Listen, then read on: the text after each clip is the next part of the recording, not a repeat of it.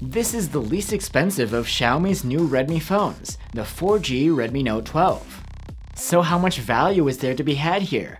I'm Will for GSM Arena, and let's find out in our Redmi Note 12 4G review.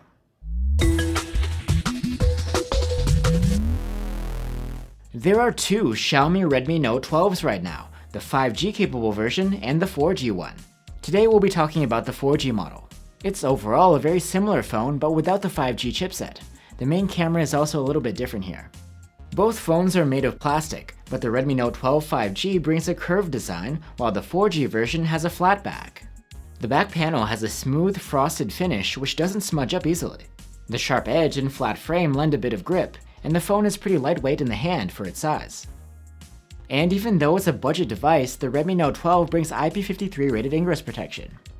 The display here is pretty well spec'd for the price tag. It's a 6.57-inch AMOLED with a 1080p resolution and a 120Hz refresh rate. The display looks good. You get deep blacks and nice sharpness, and the color accuracy can be decent. There's no HDR video support, but in a world where many budget phones have LCD screens, getting a 120Hz AMOLED is pretty impressive.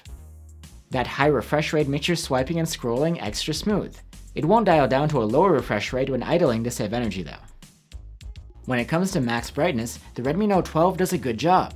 We measured 470 nits with a manual slider, and this can boost up to 740 nits in auto mode. Unlike last year's Redmi Note 11s, neither of the Redmi Note 12 models have stereo speakers. You get a headphone jack and a single speaker here. The speaker has good loudness, and the sound quality is okay.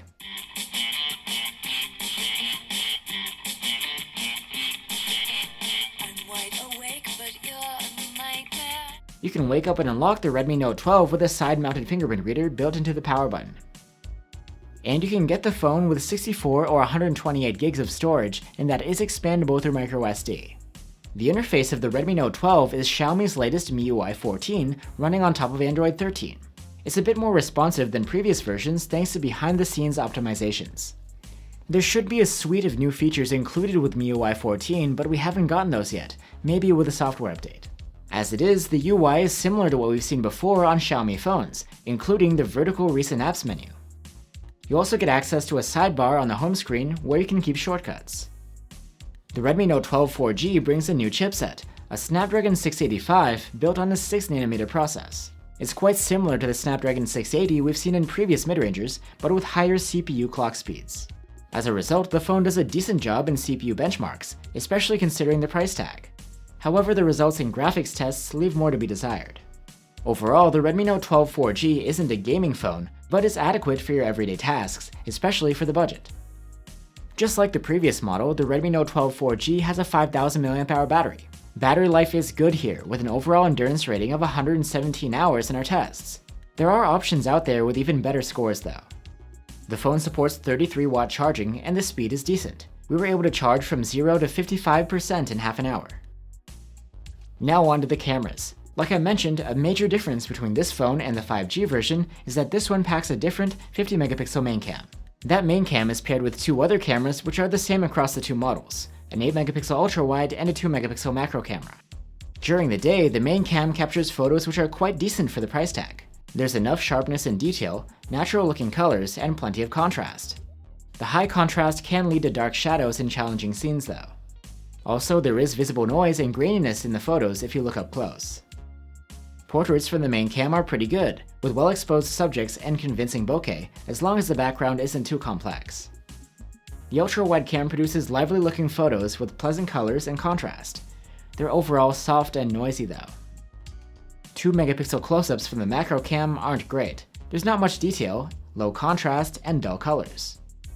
In low light conditions, the quality from the main cam is unimpressive, but mostly what you'd expect from a phone in this price range. The photos are a bit soft, with washed out colors and poor dynamic range. Turning on the dedicated night mode produces slightly brighter photos and restores some of the detail. It also fixes the clipped highlights and brightens up the shadows. However, the images remain soft, with dull colors. No surprise, the ultra-wide camera doesn't do a good job at night. The photos are very soft and noisy, and dynamic range is limited. There's no night mode available here either. Selfies from the 13-megapixel front-facing camera also leave more to be desired. If the lighting conditions aren't perfect, the images often come out soft, noisy, and blurry. The Redmi Note 12 can record video at only up to 1080p resolution. The footage from the main cam is soft, with narrow dynamic range. At least the colors look decent. The ultra-wide camera's videos are even softer, with washed out colors, clipped highlights, and dark shadows. So that's the Xiaomi Redmi Note 12 4G. Probably the nicest feature here is the 120Hz AMOLED display. You also get good battery life, an IP-rated design, and an adequate chipset. We're not sure why Xiaomi cut the stereo speakers this year, and the camera quality is mostly unimpressive. But if you're shopping around in this price range, the 4G version of the Redmi Note 12 is worth checking out. Thanks for watching, guys. If you're on the lookout for alternatives to the Redmi Note 12 4G, one option could be the Poco M5s, or you might consider Samsung's Galaxy A14 5G. Let us know what you guys think, and I'll see you on the next one.